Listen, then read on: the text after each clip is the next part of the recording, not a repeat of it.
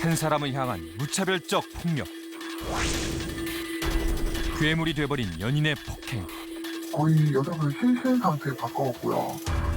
그 반항할 수가 없을 정도로 계속 폭력이 가해졌어요.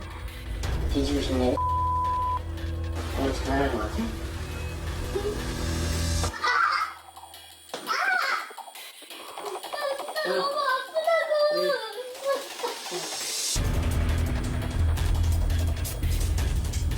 사귀는 남자인데 서로 이제 헤어졌나 봐요. 안 좋게 헤어지니까 남자가 이제 거기에 대한 안심을 품고 다시 만나달라고 했는데 이 여자분이 만나주지 않는다는 이유로 이제 그런 사건이 발생한 거고.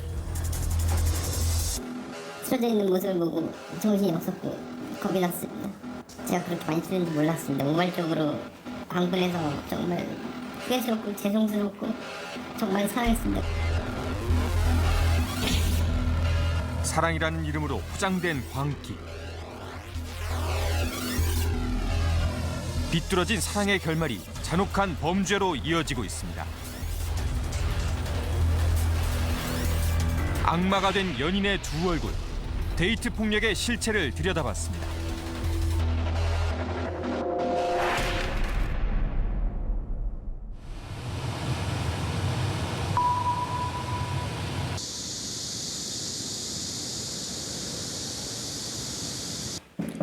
연인이 휘두른 폭력 때문에 힘든 나날을 보내고 있다는 정은선 씨.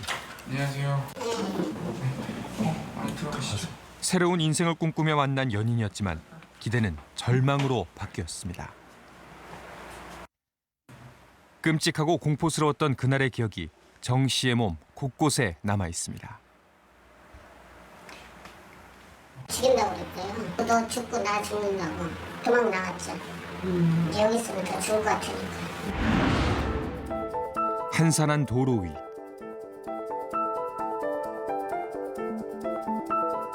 다급하게 도로를 가로지르는 정 씨 뒤를 한 남성이 무섭게 뒤쫓습니다. 결국 붙잡혀 무자비하게 끌려가는 정 씨. 마구잡이로 휘두르는 완력에 몸을 가누지 못하고 쓰러지고 맙니다.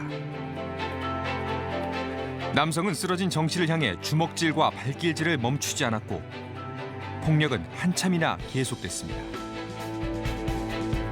지나가던 행인도 섣불리 말리지 못합니다.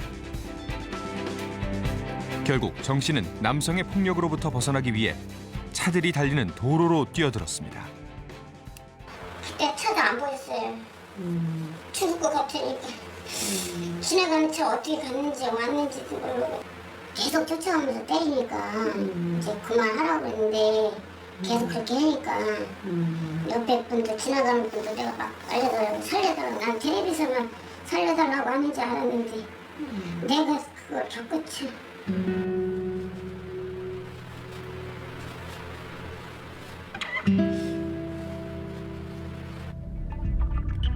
그날의 폭행으로 정 씨는 전치 7주에 최소 6개월의 치료를 요하는 상해를 입었습니다. 다리에다가 쇠 박았어요. 팔이 지금 부서져갖고 이 뼈를 대고 수술을 한 거예요. 너무 내가 이렇게 나이 먹고 이거 처음이고 이제 이렇게 맞는 것도 처음이고 다리에다 기부술한 것도 처음이고 교통사고도 안 나본 사람한테 나는. 하지만 몸의 상처보다 정 씨가 더 견디기 힘든 건 연인으로부터 느낀 극도의 공포입니다. 이걸로? 네. 이걸로 이렇게 위협을 한 거예요? 네. 이걸로 이렇게 갖고 이렇게 했어요. 나한테 죽인다고. 근데 무서워서 매달렸죠. 죽으면 나만 서럽잖아요. 그래서 잘못했다고 했어요. 했더니 이제 칼을 놓더라고요, 바닥에서. 그날 도로 위에서 정 씨를 폭행한 가해자 김진석 씨는 검찰에 송치됐습니다.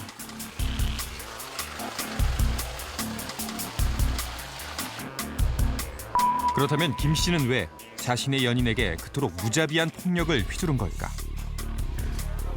주변이 없나 봐요. 정말 수치 말라 했어요, 내가. 근데 저도 뭐 시중에 많지 않은 기분 나쁜 게 아니라 술을 좀 몇 차례 많이 마셨어요. 그 상황에서 빤테 쳐보세요. 그래서 김 씨는 자신의 폭행은 인정하면서도 폭력을 행사하게 된 원인은 정 씨에게 있다며 변명을 늘어놨습니다. 그런 것이 아쉽고 또 말을 좀 이렇게 절제하고 지적으로 이렇게 하고 이래야 되는데 그분이 그런 말로 해서 자극해서 이렇게 사태가 너무 보니까 본인은 아니었지만 감정에서 그래 이제 술도 먹고 말째 그랬는데 정말 미안하네요. 어디까지나 술 때문에 우발적으로 벌어진 상황일 뿐이라고 변명하는 김 씨. 하지만 피해자 정 씨에게는 씻기지 않을 고통과 상처가 됐습니다. 남자가 싫어요. 무서워요. 아니 사람이 싫어요. 사람이. 이런 일이 안 생기려면 어떻게 해야 될 것 같으세요? 내가 안 만났으면 그런 일도 없는데 내가 만나서 이런 일이 있는가 보다. 나도 죄책감도 있고 내가 보기에서 이런가 보다. 살고 싶은 놈도 없고 내가 왜 이렇게 됐는지를 모르겠어요. 내가 너무 이렇게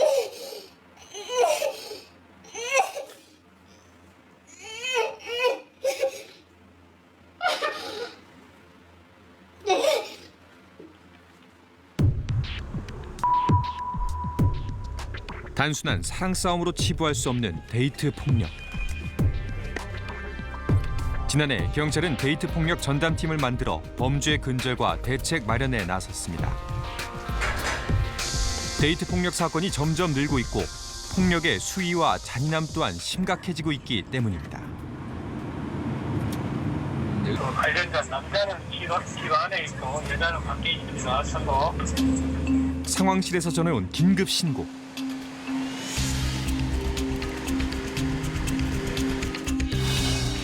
남자친구에게 상습적으로 폭행을 당해왔다는 한 여성이 또다시 폭행을 당했다는 내용입니다.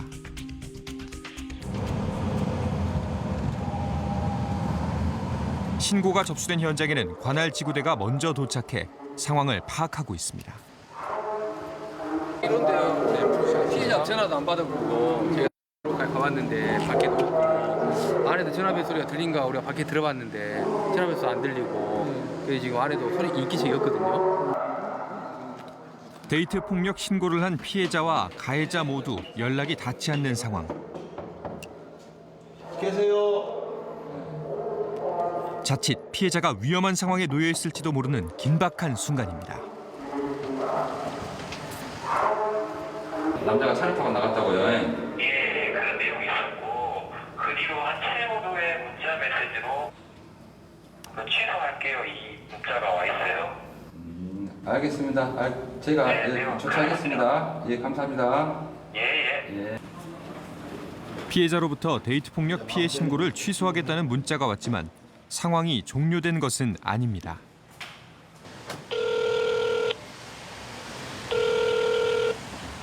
지금 고객님께서 전화를 받을 수 없습니다. 피해자의 신변이 안전하다는 사실을 경찰이 직접 확인할 때까지는 사건을 마무리할 수 없습니다. 여자 피해자분을 만나려고 한 이유가 여자분이 문자를 보냈는지 남자가 이동을 하면서 여자를 납치해서 보냈는지 사항을 알 수가 없으니까 여자를 만나서 상황을 종결하려고 지금 계속 확인하고 있는 과정이죠. 데이트 폭력을 하면서 이런 게 가장 어떻게 보면 힘든 부분일 수도 있어요. 본인들의 사생활을 오픈하는 게 쉽진 않은 상황이니까요. 다행히 피해 여성과 연락이 닿았습니다. 남자친구와의 다툼이 격해져 신고했었다는 것. 경찰이 안전을 확인해 귀가시키면서 사건은 마무리됐습니다. 하지만 모든 데이트 폭력 사건이 무사히 종결되는 건 아닙니다. 기동하나 1기동하나 기동하나 데이트 투고 관련. 밤이 되면 데이트 폭력 사건은 더욱 기승을 부립니다. 이날 관할 지구대와 함께 전담팀을 찾은 한 여성이 있었습니다.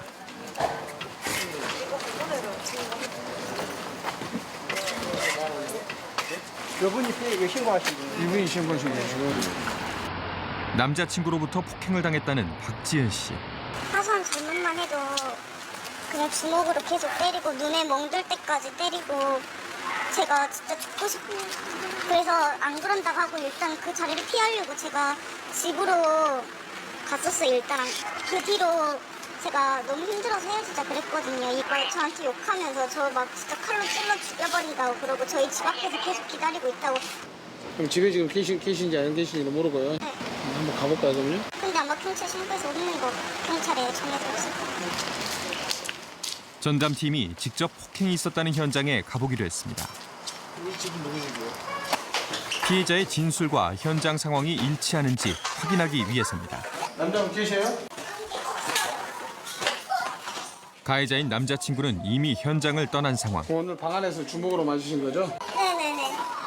이거 아까 폭행 피해 공무에 대해서는 참고인으로 저 조사받고 그렇게 하시기 그럼요. 하시기. 박 씨는 바로 경찰서로 자리를 옮겨 피해 정황을 진술하기로 했습니다.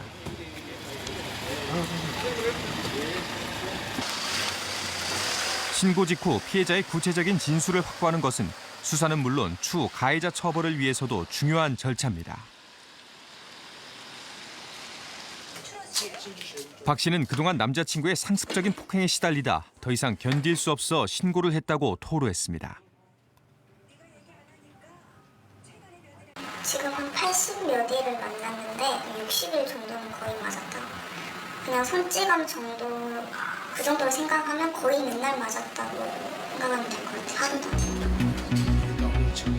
오랜 시간 무감각하게 폭행을 당해왔다는 박 씨. 그중에서도 가장 끔찍했던 그날의 일을 잊을 수가 없다고 했습니다. 이날 제가 많이 남자친구한테 맞았거든요. 제가. 박 씨는 평소 간섭이 심했던 남자친구에게 어렵게 허락을 받고 친구들과의 모임에 참석했습니다. 하지만 귀가를 강요하는 남자친구의 전화가 빗발쳤고 그녀는 이를 애써 무시했다고 합니다. 이에 화가 난 남자친구가 나타나 박 씨를 차에 태운 채 온갖 욕설과 폭언을 퍼부었다고 합니다. 그리고 폭력까지 휘두르기 시작했다는 것. 자신의 말을 듣지 않았다는 이유로 시작된 폭행은 무려 3시간가량 계속됐습니다. 살려달라고 빌었지만 화가 난 남자친구는 막무가내였습니다. 급기야 장소를 옮겨서까지 폭행을 당했다는 박 씨. 그녀는 남자친구에게 생명의 위협을 느꼈다고 합니다. 제가 옷도만 갈 곳으로 데리고 가서 여기는 이거 지금 경험할 수 있을 것 같냐고 그런 식으로 저한테 얘기를 하고 제가 계속 우는데도 계속 때리고 계속 얼굴 주먹으로 때리고 뒤통수를 계속 때리고 한 3시간, 약 3시간 동안 한 새벽 5시면 낮칠까지 계속 맞았거든요. 끔찍했던 그날의 기억. 하지만 그 후로도 박 씨는 남자친구와 헤어지지 못했다고 합니다. 수호씨 받았는데 헤어지지 않는 이유가 뭐예요? 다시는 항상 때리고 나서 다시는 안 그런다고 미안하다고 이렇게 사과를 하고 또 때리지 않을 때는 정말 잘해주기 때문에 막 또 사과를 하면 막상 또 마음이 약해져가지고.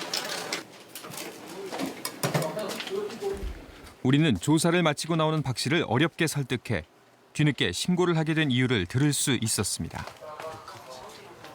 이제는 그냥 미안한 마음도 없는 것 같고 그냥 때리는 게 너무 일상이 돼버려서 더 이상은 정말 제가 제 자신이 이렇게 참고 사는 자신이 불쌍해가지고 안 되겠다 싶어서 신고를 하게 됐어요. 그녀의 팔에는 폭행을 당할 때마다 스스로 낸 상처가 고스란히 남아 있습니다. 아무리 말로 그만하라고 말해도 듣질 않으니까 저 스스로 제 몸을 상처를 내면서까지 스트레스 받고 있다는 걸 알려주려고 처음에 그냥 이렇게 했으면 지금까지 내가 내 몸에 상처를 내면서까지 그럴 필요가 없었을 텐데라는 생각이 들어요. 다음 날 현장을 떠났던 박 씨의 남자친구 김성훈 씨가 경찰서를 찾았습니다. 김 씨는 자신의 폭행에 대해 궤변을 늘어놨습니다. 때렸다 이거. 서로 장난치는 것처럼. 너 맨날 맞듯이 저도 그렇게 똑같이 그냥 한 거. 주먹으로 왼쪽 뺨 때렸어? 네. 휴대폰 갖고 가고 제가 갖고 가지 말라 했는데 거기서 두다가 또 툭 때렸어요. 그렇다면 차 안에서 이루어졌다는 그날의 폭행에 대해서는 어떻게 답할까? 안 때리지 않았으면 나와야지 그랬어요. 저는 그건 하나도 잘못해. 왜? 아저씨 그랬잖아요. 사람이 사람을 때리는데 맞아야 될 만한 이유가 있다고 생각하는 것이 난 지금 이게 타당성 이해가 안 돼. 당연히 잘못을 했으면 근데 이거는 저는 아직도 미안한 건데 얘도 그렇게 전화 연락이 끝났고 말할지 그랬다고 내가 말할지 그런 거라고 그리고 두 번 다시 그런 일 안 하지 한 번 때리니까 폭행해갖고 너는 거 있냐? 잘못에 대한 벌을 줬잖아. 응? 잘못에 대한 벌을 줬잖아. 너가 사람에 대해서 잘못하면 벌을 줄 권한이 있어? 사랑하는 데이트 폭력은 사랑이 아니라 엄연한 범죄라는 것을 인식하는 것이 중요하다고 현장의 경찰들은 강조합니다. 단순한 사랑 싸움보다는 이걸 그 범죄라는 인식을 가지고 우선 바라보는 시각이 필요하다고 그렇게 생각이 되고요. 데이트 폭력이라 하더라도 그 언어상의 표현일 뿐이지 일반 폭력하고 다름이 없습니다. 어떤 성폭행이나 어떤 감금 내지는 살인까지 이렇게 이어질 수가 있기 때문에 전체적인 범주 내에 데이트 폭력이 포함되어 있을 뿐이다.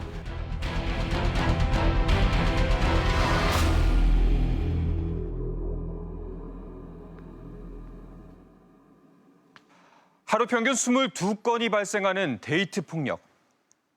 한 해만 무려 46명이 연인의 폭력에 목숨을 잃는다는 사실. 혹시 알고 계십니까? 지난 3월에는 여자친구의 옷을 찢고 폭행하면서 끌고 다닌 한 남성의 영상이 공개되면서 사회적 공분을 불러일으키기도 했었죠. 우리는 당시 피해 여성을 만나 보다 자세한 이야기를 들을 수 있었습니다.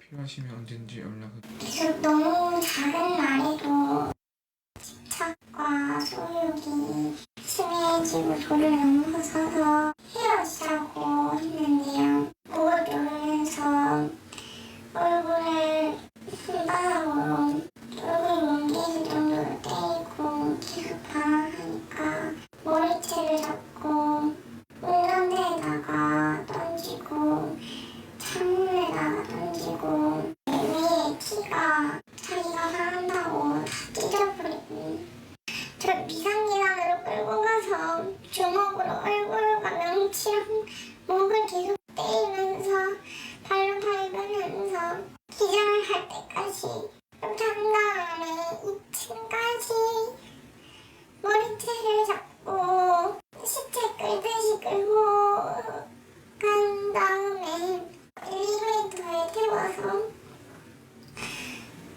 자기 집 인사층까지 이렇게 간 건데요.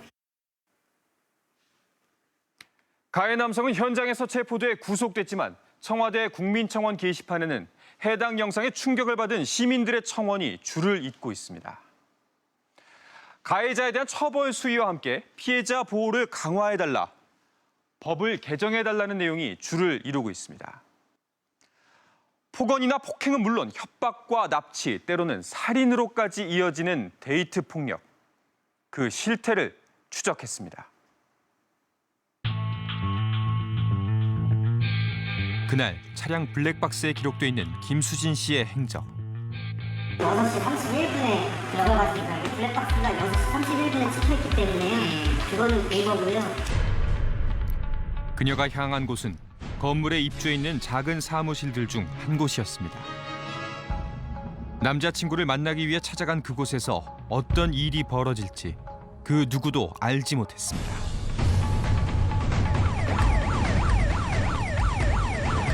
그로부터 2시간 12분 후 건물 안으로 다급히 구급대가 들어갔습니다. 퇴근하는데 119가 밑에 있어가지고 119 왜 왔지 하고 그냥 퇴근했는데 다음날에 와서 난리가 나더라고요. 막 싸움했다, 막 사람이 실려갔다 하면서. 구급대원의 들것에 실려 나온 사람은 다름 아닌 수진 씨였습니다.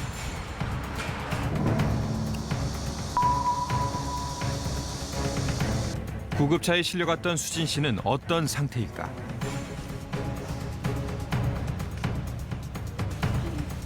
우리는 한 병원 중환자실에 입원해 있는 수진 씨를 찾을 수 있었습니다. 의식을 잃은 채 실려와 사경을 헤매고 있는 상황.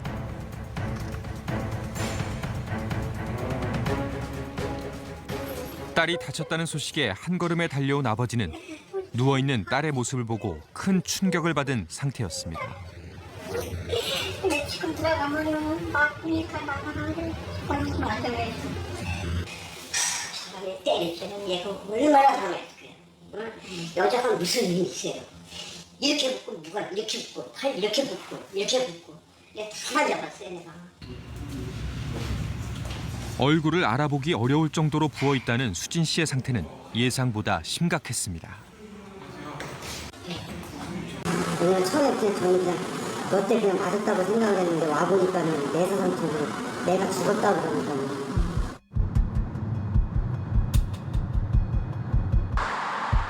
그날 그녀에게 무슨 일이 있었던 걸까? 수진 씨가 의식 없이 발견됐다는 사무실. 사무실 안은 사건의 흔적을 찾아볼 수 없이 고요했습니다. 사고가 있었던 현장은 수진 씨를 폭행한 남자친구 박 씨가 일하는 곳이기도 합니다. 박 씨는 이곳에서 숙식을 해결하며 생활해 온 것으로 보였습니다.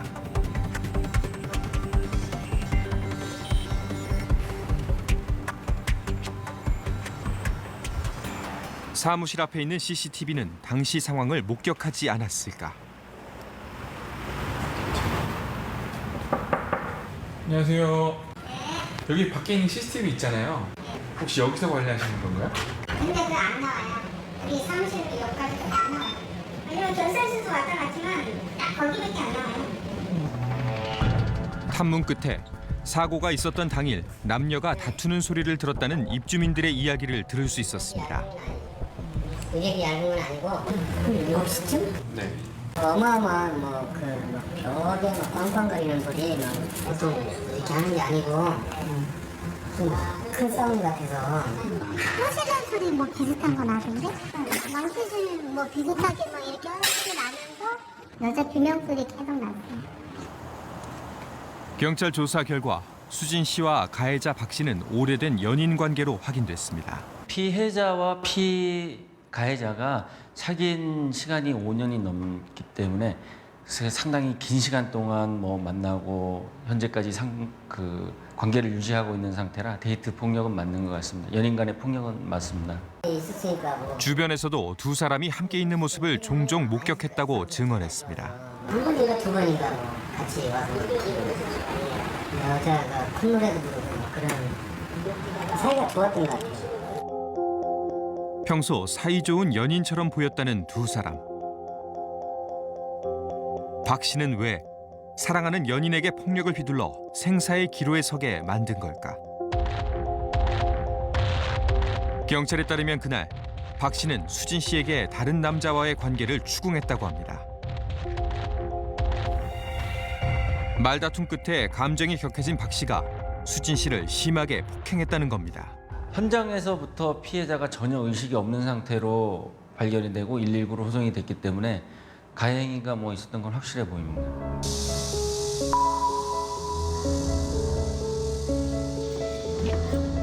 수진 씨는 박 씨가 휘두른 폭력으로 인해 위태로운 생명줄을 간신히 붙잡고 있었습니다.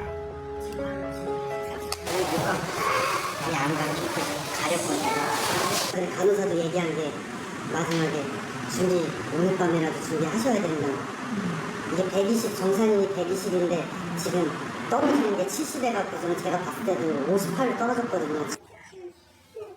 평소 착하기만 했던 딸이 죽음의 문턱에서 허덕이는 모습에 괴롭다는 아버지. 아빠 무슨 일 없지? 밥 잘 먹고 다니셔? 심심하면 집에 놀러와.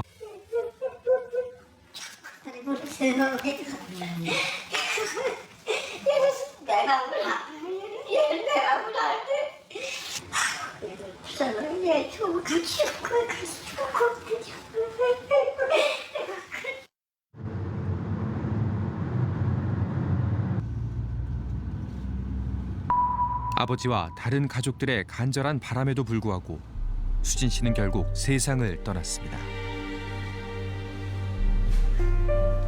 뇌사 판정을 받은 지 열흘 만의 일이었습니다. 사랑이라는 이름을 가장한 연인의 폭력이 귀중한 한 생명을 앗아가고야 말았습니다.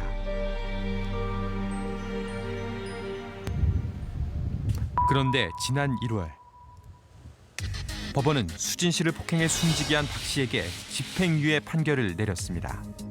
비록 죄질은 나쁘지만 초범이었고 우발적인 범행으로 보인다는 이유였습니다.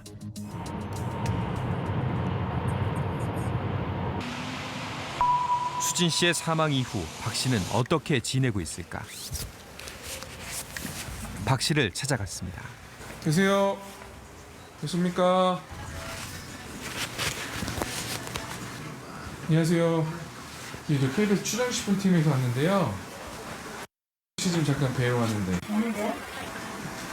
혹시 어디 가셨어요? 지금은 오는데? 아, 뭐 출퇴근하세요? 지금? 네. 곧 사무실로 돌아온 박 씨를 만날 수 있었습니다. 혹시 네. 안녕하세요. 저 KBS 추정식품팀에서 왔는데요. 네. 죄송합니다. 나가시죠. 예? 나가시죠. 나는 좀 심기가 남자가 없는 상태에서 정의가 무슨 말을 하겠습니까? 제 말이 다 믿어지겠습니까? 남자에 대한 예의가 아닌가고 생각합니다. 제가 마지막으로 드릴 말씀이 오늘 이슈화가 됐다는 건 사회적인 무리들이 듣는 거거든요. 너무 진짜 죄송하고 속옷스럽고 죄송합니다.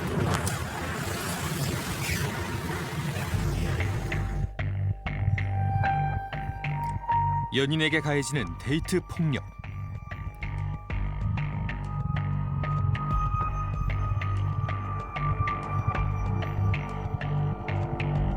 사랑했던 사람의 손에 목숨까지 잃는 일도 빈번합니다.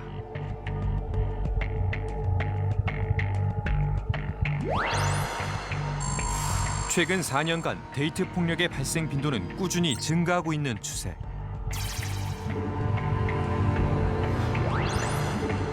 폭력의 유형도 폭행과 협박, 살인 등 단순한 사랑 싸움이 아닌 심각한 범죄로 이어지고 있습니다. 우리 사회의 태도가 달라졌죠. 그리고 데이트 폭력의 존재를 인식하기 시작을 했고, 그래서 우선 눈앞에 보이는 것이 과거에 비해서 데이트 폭력이 엄청나게 많아지고 잔혹해진 것처럼 보이는 효과가 있습니다. 최근에 데이트 폭력의 잔혹성, 심각성, 폭력성 이런 것들이 더 악화되고 있는 그런 현상인 것만은 분명한 것 같습니다. 한때 연인이었던 사람의 목숨을 빼앗은 가해자를 우발적인 범행이었다며 집행유예로 풀어준 법원. 여러분은 어떻게 생각하십니까?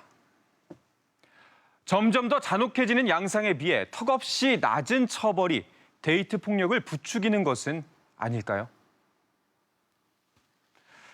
전문가들은 데이트 폭력의 원인으로 애정에 대한 왜곡된 생각과 소유에 대한 잘못된 인식을 지적합니다. 문제는 많은 피해자들이 원인을 스스로에게서 찾고 있다는 겁니다.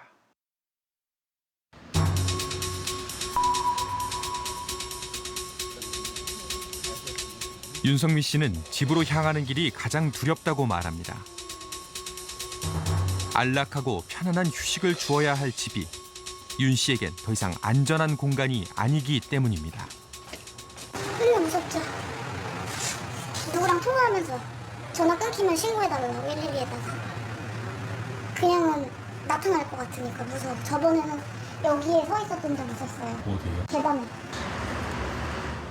연락도 없이 계단 옆에 숨어 있다가 나타났다는 남자친구. 그래서 갑자기 내려와서 놀래서 얘가 내려오는 거 시간이 제가 문 따는 시간보다 빨라요. 이렇게 내려오는 문 열고 하는 시간이. 그래서 여기도 그렇고 나타날까 봐. 남자친구를 이토록 두려워하게 된 데에는 그럴 만한 이유가 있었다고 합니다. 일로 다 돌 여기 안에 있거든요. 돌 한 이만해요. 그걸 던지고 손 넣어서 천천히 여기 사이로 해서 열고 안으로 들어오는 거예요. 모두가 깊이 잠든 시각, 한 남자가 윤 씨의 집을 향해 돌을 던집니다. 유리창을 깨고 철장까지 뜯어내 현관문을 연 남자. 이내 집 안으로 들어갑니다. 상황은 긴박했습니다. 놀라 뛰어나온 윤 씨가 남자를 막아보지만 힘에서 밀려 바닥으로 쓰러지고 맙니다. 저는 이제 저쪽 계단 쪽으로 내려가려고 막 이렇게 가는데 얘는 저를 반대로 미는 거죠. 근데 저 문을 부셨으니까 사실은 유리가 박살이 났잖아요, 바닥에. 그 박살난 쪽으로 저를 밀어서 제가 넘어졌어요. 이웃의 신고를 받고 경찰이 출동했습니다. 그런데 남자의 양손에 휴대전화가 들려 있습니다. 얘가 두 개 갖고 있잖아요, 핸드폰. 제 거 뺏겨서 양손에. 저는 이제 누워서 못 일어나고 있으니까 못 나오고 있는 거고. 일단은 저는 핸드폰을 원래 뺏겨요. 이렇게 갖고 가요, 지가 핸드폰을. 남자가 곧바로 연행되면서 이날의 사건은 일단락됐지만 언제 또 남자가 들이닥칠지 모른다는 공포가 윤 씨를 고통스럽게 만들고 있습니다.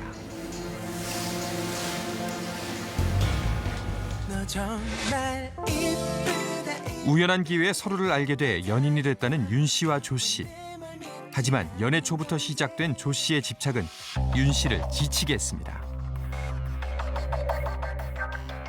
처음 시작할 때부터 이제 남자 카톡 이런 거 동창이고 뭐고 이런 거 이제 오는 거에 불만을 품었고 다 지우라고 없애라고 그러고 이제 씻고 나오면 막 부재중장 3통화 돼 있고 막 그것도 못 기다릴 정도로 막 전화 계속 받아야 되고. 조 씨의 집착은 전화에 그치지 않았습니다. 윤 씨 집에서 불과 100m 떨어진 거리에 살던 조 씨는 자신의 집으로 돌아가지 않고 윤 씨 집에 머물기 일쑤였습니다.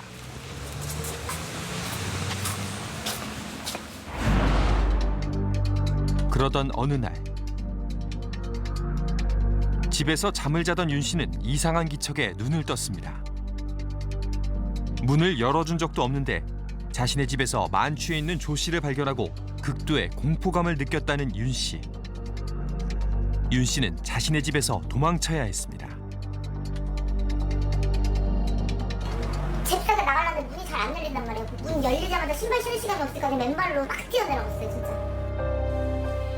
조 씨의 이런 행패와 윤 씨의 고통은 이웃들도 자주 목격하는 일이었습니다. 일주일 동안 한 2번에서 3번 정도 그냥 이제 언성이 높아지는 그런 싸우는 소리가 들리고 부셔지는 소리가 그런 거 엄청 시끄럽거든요. 문을 발로 차고 창 깨고 여자가 막 살려달라고 막 비명을 지르거든요. 그래서 안 되겠다 싶어서 그냥 경찰을 신고했죠. 남자가 그렇게 아주 한마디 없이 쫓아다니고 여자가 병이 났대요. 남자가 얼마나 쫓아다니면서 괴롭힌 게나. 그래갖고 우울증이 생겼어. 이 사람이 저를 어쨌든 간에 좋아하는 한 행동인 건 알겠는데 방법이 너무 잘못됐으니까 내가 벌을 줘도 되나. 그러니까 잘못은 얘가 했는데 내가 잘못한 것처럼 막 그런 느낌도 들고 하루에 여러 가지 생각이 막 드는 거죠. 이거를 내가 신고해서 얘를 처벌하려고 하는 게 맞는 건가. 전문가들은 윤 씨의 이런 심리가 데이트 폭력 피해자의 전형적인 심리 상태 중 하나인 정당화라고 설명합니다. 내가 좋아한다고 믿고 평등한 관계라고 믿는 어떤 사람한테 폭력을 다 피해를 당했다는 것이 여성들도 사실은 받아들이기 굉장히 어렵거든요. 대체로 그런 관계들을 들여다보면 폭력을 가해를 한 행위자가 내가 너를 사랑해서 그렇다라고 이것을 설득하고 화해하는 과정이 있어요. 그 과정을 통해서 이 피해자는 이 남자가 나를 사랑하는 방식이구나 라고 자기를 정당화해요. 그 위치를. 하지만 윤 씨는 스스로를 정당화하는 것으로도 감당할 수 없는 충격적인 이 일을 겪었습니다. 잠을 자다가 깨보니 조 씨가 눈앞에서 흉기를 들고 있었다는 것. 비몽사몽에 갑자기 이렇게 딱 눈 떴는데 좀만 늦게 갔으면 너 진짜 죽여버려라. 이거 그거 기억나요. 그래서 바로 하지 말라고 해서 바로 내가 잘못했다고 문 열었어야 되는데 내가 너무 졸렸나 보다 미안하다 한번 봐달라고 막 이런 식으로 이제 달래서 내려놓게 됐는데 나중에 보니까 맞다 나 문도 안 열어줬는데 얘 어떻게 들어왔지? 그랬더니 열쇠 공불러 따고 들어왔다 너 때문에 네가 문 안 열어줘가지고 여기 수거함이 있는데 그날 이후 윤 씨는 집안에서 눈에 보이는 칼은 모두 서랍에 숨겼습니다. 사랑으로 시작했지만 두려움의 대상이 된 연인. 점점 심해지는 폭력에 결국 윤 씨는 조 씨를 고소했습니다. 하지만 이내 불안감에 휩싸였다고 합니다. 나 때문에 이렇게 내가 벌을 줘도 되나? 제가 옆에서 잘 이렇게 할 테니까 그냥 좀 한번 믿어보자 이렇게 말한 적도 있어요. 어쨌든 좀 불쌍한 생각이 들었어요. 결국 윤 씨는 조 씨가 알코올 중독 치료를 받으며 재판을 받는 조건으로 탄원서를 써줬습니다. 이렇게 해주면은 앞으로 안 그래. 네, 진짜 안 그럴 것 같기도 했었고, 그러니까 진짜 안 그런다고 하니까 그냥 믿었던 것밖에 없는데. 윤 씨의 이 같은 태도는 데이트 폭력의 피해 증상 중 하나인 이타적 망상으로 불립니다. 그러니까 내가 어떤 상대방의 폭력적 행위를 받아줌으로 해서 그 사람을 보듬어주고 그 사람의 상처를 안아주고 그래서 오히려 내가 도덕적으로 우월한 존재다라고 확인하는 거죠. 그것도 사실은 뭐냐면 자신이 피해 경험이 있다는 것을 정당화하는 과정이에요. 그렇게 해야만 살 수 있기 때문에 그런 것이죠. 예. 며칠 뒤 윤 씨가 우리에게 다급한 전화를 걸어왔습니다. 그녀는 낯선 번호로 걸려온 전화 목록을 보여줬습니다. 이거 바로 이렇게 03이나 4 이런 게 먼저 와서 아 뭐 급한 건가 해가지고 또 이런 게 오길래 경찰서인 줄 알고 받은 거죠 저는. 발신지는 윤 씨 집에서 바로 내려다볼 수 있을 만큼 가까운 곳에 위치한 공중전화 부스. 아 여기서 간 거예요? 그런 거 같아요. 그거 사람 있었거든요.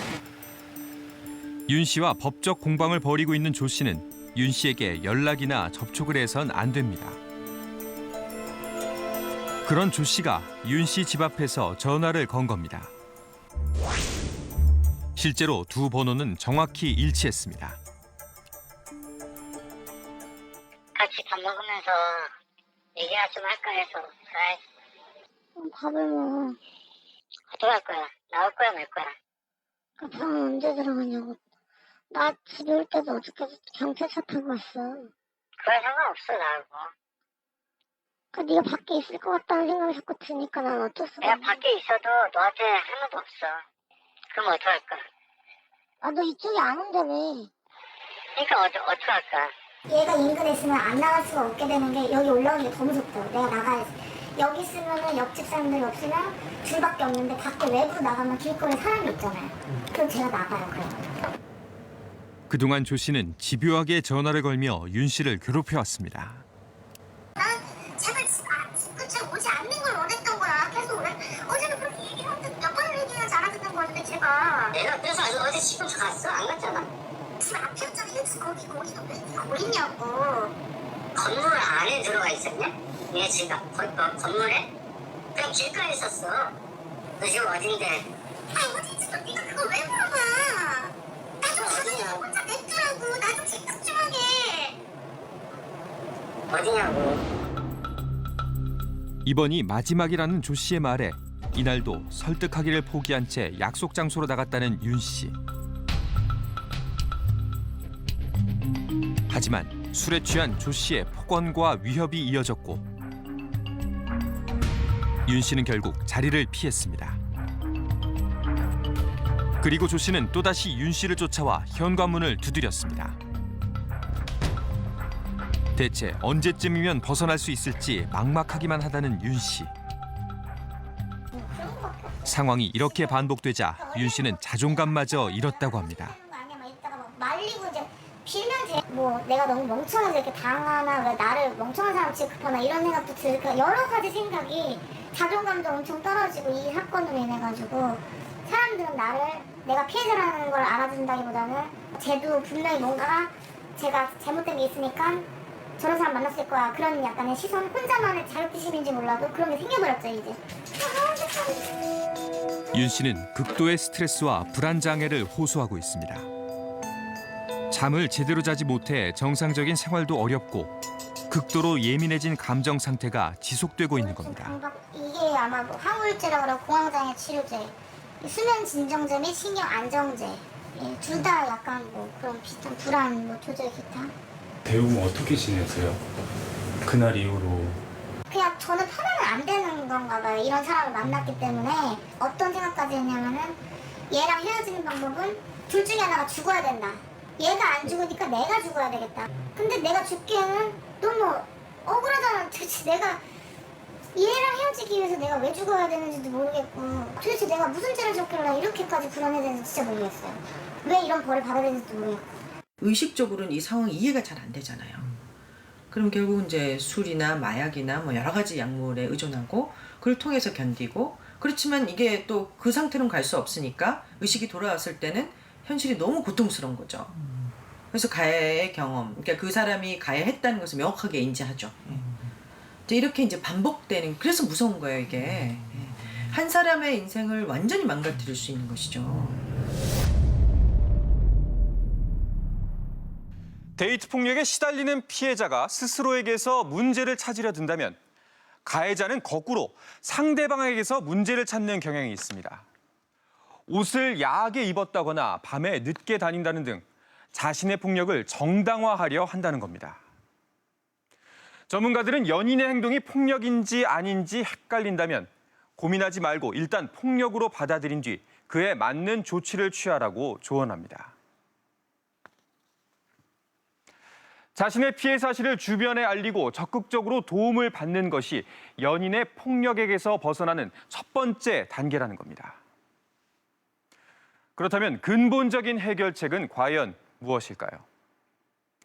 우리는 데이트 폭력을 당해왔다는 사실을 가족에게 알리고 가해자를 고소한 윤성미 씨를 다시 만났습니다.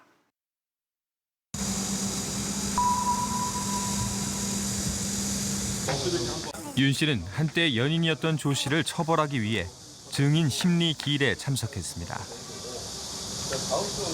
재판 과정에서 힘든 점은 뭐예요? 이게 시간이 너무 오래 걸리는 거.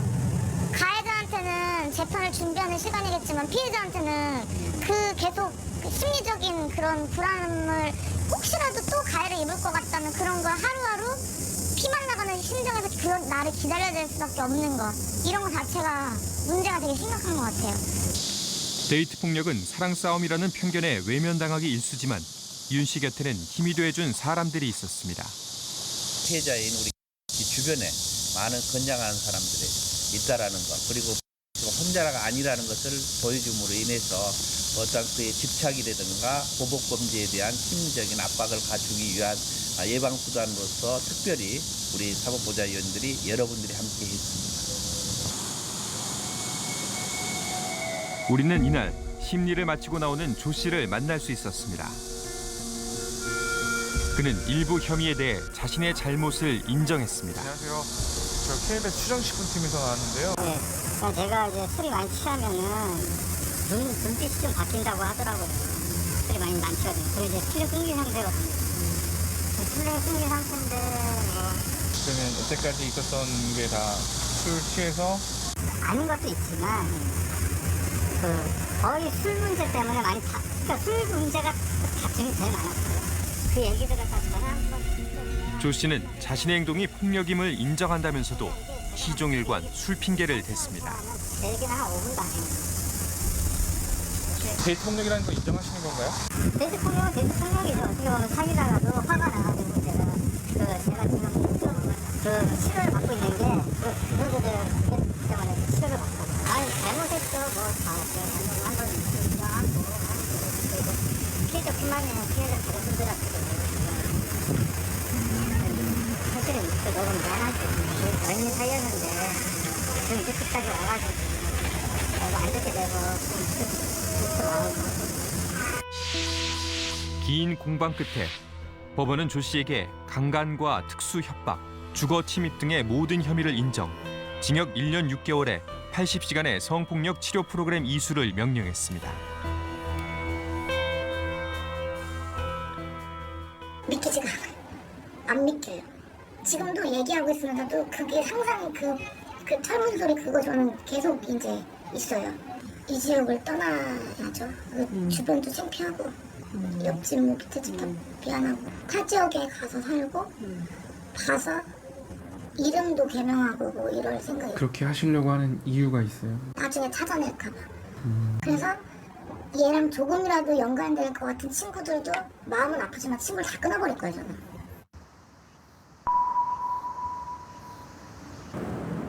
윤 씨는 미술 심리 치료 등을 받으며 평범한 생활을 꿈꾸고 있습니다. 그림을 한쪽에 치우쳐서 그렸어요. 비가 정말 많이 오는 날 우산도 없고 비옷도 안 입고 비를 흠뻑 맞고 있는 상황이거든요. 머리가 다 젖었다는 걸 표현하기 위해서 머리카락에 엄령을 굉장히 많이 썼어요. 스트레스가 본인이 감당하기 힘들 정도로 지금 많이 있고 이걸 어떻게 해결해야 될지 아무런 대처 능력이 없다고 볼 수 있는 거죠. 결코 밝히기 쉽지 않았던 데이트 폭력 피해. 윤 씨는 자신이 용기를 낸 이유가 있다고 했습니다. 처음에는 창피하다고 생각했는데 이거는 창피한 게 아닌 거예요. 왜냐면 피해를 입은 것뿐이고 그걸 저지른 사람이 창피해야 하는 거고 보호받으려면 주변 사람들 널리 알려. 특히 가족. 그 가족한테 제가 뒤늦게 알린 게 후회가 되고 혼자만 이거를 이렇게 안고 있기에는 감당이 못해요. 오히려 오픈하고 나서 마음이 편안했어요. 통계에 따르면 피해 사실을 알리거나 도움을 요청한 경험이 있다고 대답한 사람은 응답자의 31.5%뿐.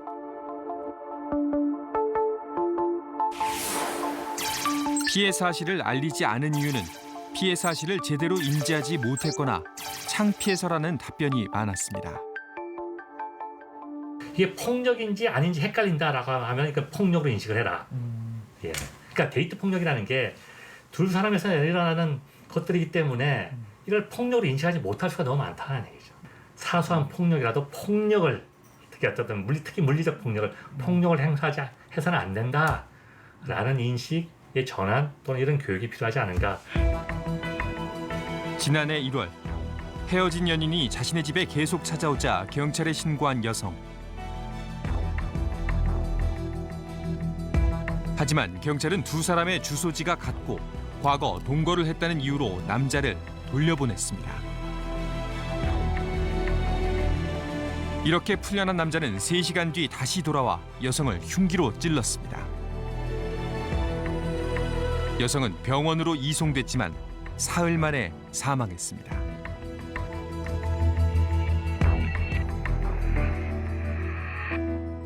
데이트 폭력 주로 쪽에서 특히 뭐 스토킹 이쪽에 대해서는 주로 막 경범죄 처벌법 이런 거에서 주로 벌금 10만 원인가 정도밖에 안 되는 처벌이 굉장히 미약한 수준. 아주 친밀한 관계에서 신뢰를 기반으로 한 관계에서 이루어진 폭력이다 때문에 낯선 사람한테 다녔을 때보다 훨씬 더 어떤 개인적인 충격이 크고 어떤 대인관계나 이후의 대인관계나 사회생활에 굉장히 지장을 받을 수 있기 때문에 이들에 대한 어떤 처벌의 수위도 굉장히 높여야 된다는 생각을 합니다. 2009년 영국을 발칵 뒤집었던 사건. 클레어라는 30대 여성이 헤어진 연인에 의해 살해됐습니다. 인터넷 데이트 사이트를 통해 만난 남성 조지와 교제를 시작한 클레어는 조지의 과거에 대해 알지 못했습니다. 경찰 수사 결과 조지는 과거 여성 폭행의 전력이 있었고 이 사건을 계기로 영국에서는 폭력의 잠재적 피해자들을 보호하기 위한 가정폭력 정보 공개 청구 제도, 일명 클레어법이 시행되고 있습니다.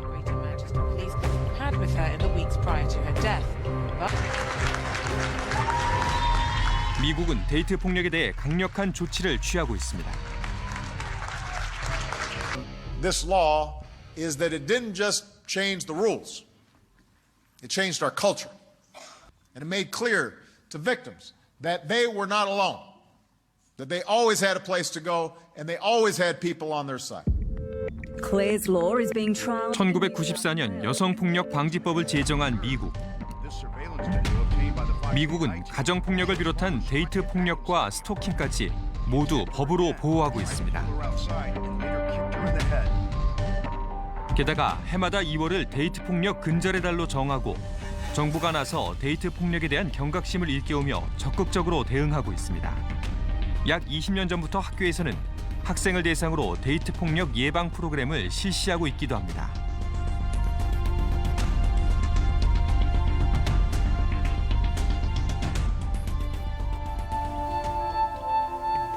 호주는 2012년 가정 및 가족폭력 보호법을 개정했습니다.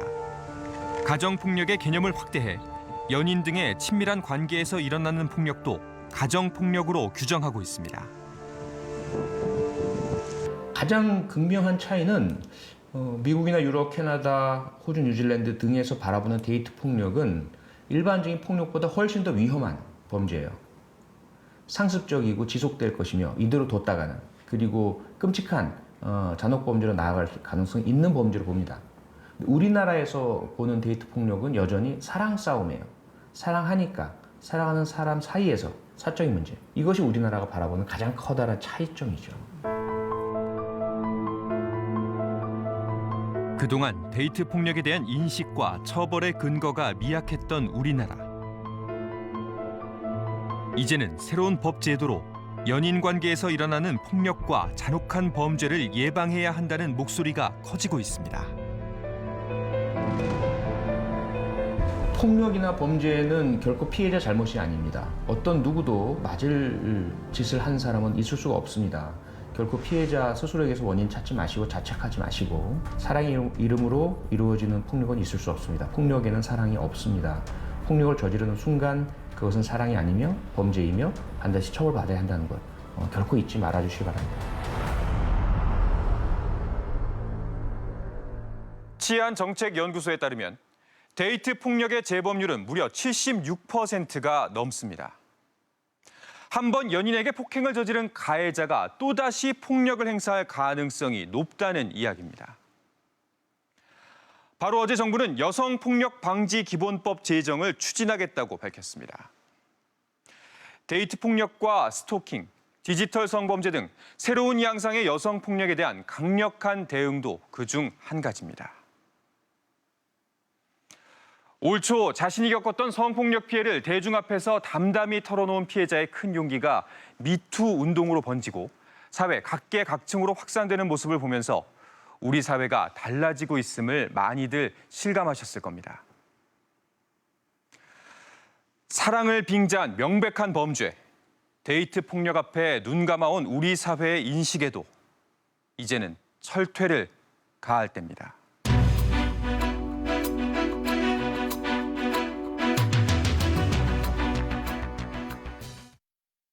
추정 60분에서는 뉴 예루살렘 교회를 다닌 적이 있거나 해당 교회의 내부 사정에 대해 잘 알고 계신 분들의 연락을 기다립니다. 조현민 씨의 그 음성 파일을 들었을 때는 지나간 그 4년 전의 나의 일과 그동안 나의 진실이 왜곡되고 심지어 내팽개쳐져 있던 그 상황들이 떠오르면서 아, 절망적이구나. 우리 사회는.